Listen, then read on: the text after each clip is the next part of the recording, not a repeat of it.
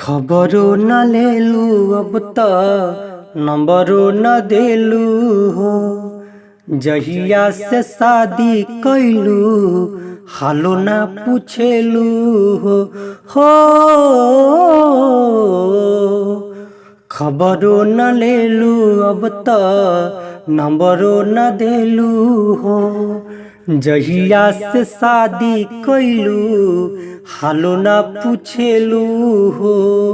असही सतैबू काय जान चन चन कहत रही सचहू में चांद भइलू मुअले पयबू काय जान। चन चंद कहत रही सचहू में चान भइलू मुअले पयबू काय जान।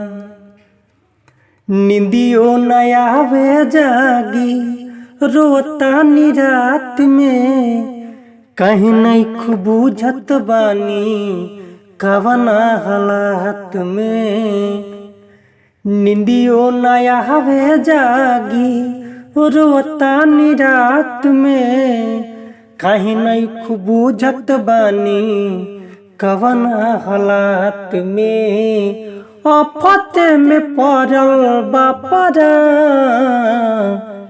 चन चन कहत रही सचहू में चांद भइलू मुअले पयबू काय जान।